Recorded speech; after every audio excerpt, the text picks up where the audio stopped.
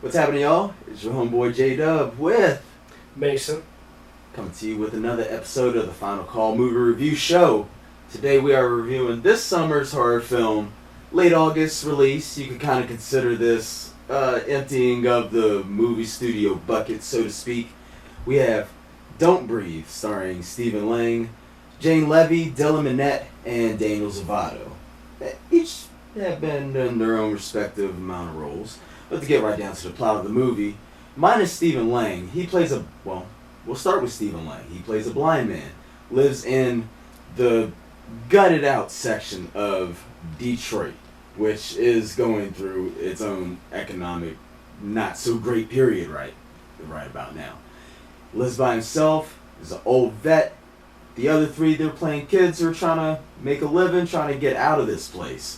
So they decide to rob him because they find out that he's loaded from some type of lawsuit that his daughter was run over by a drunken driver or something.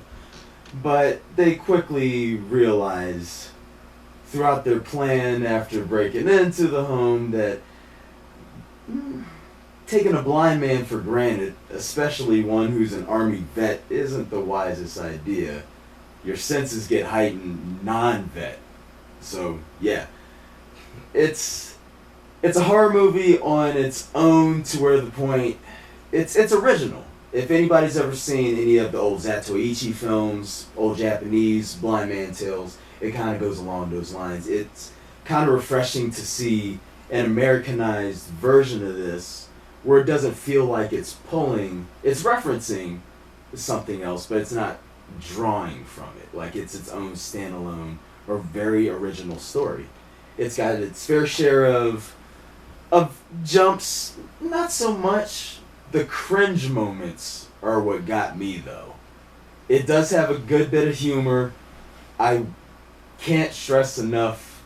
I saw it in the theater of about 30 people, and when without giving it away, when a certain moment hits, this film somehow managed to achieve almost the entire theater erupting in vomit.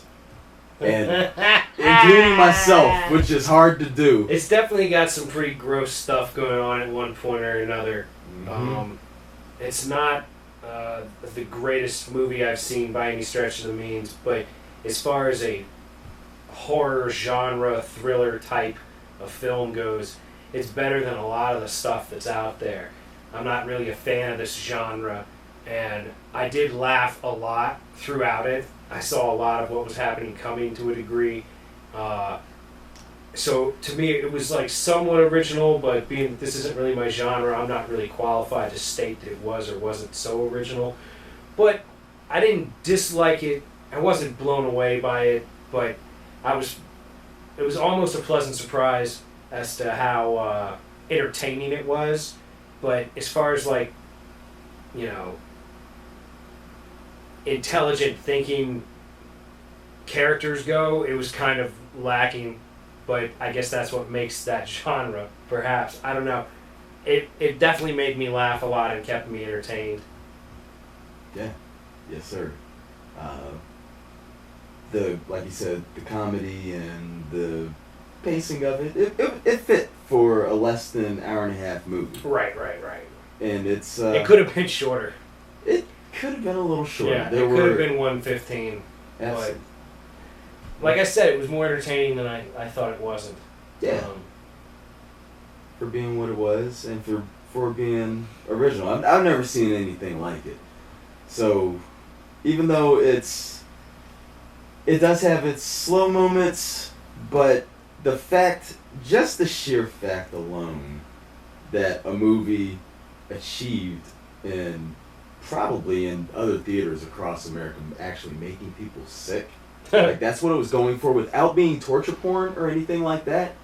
That's pretty respectable. That's true, because most movies like this would be just slasher, and I don't like slasher movies. So this wasn't just a slasher movie, people getting cut to ribbons and guts and blood and gore and all this nonsense. The blood was very like controlled. That. Well, it wasn't even that excessive. It was actually had some realistic elements to it. Mm-hmm. Like it was one of the more realistic movies I've seen in a while in a lot of ways. But it was just, one of those things where you go, you're stupid, I'd have been gone. You're stupid. I'd have been gone. You're stupid. I'd have been gone. Like, oh, go upstairs. Shut up. Like, all this kind of dumb stuff.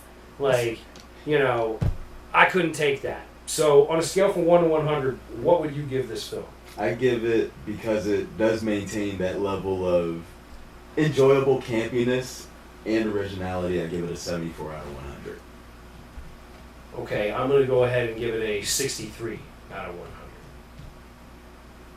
So in the final call, for me, if you're into this genre, go see it. Otherwise, Redbox or don't bother. And for you? The very same. If you love these kind of movies, shocker movies, if you want to see a different, something new, something refreshing for a change, please go see this. If not, it's worth the Redbox. Right on.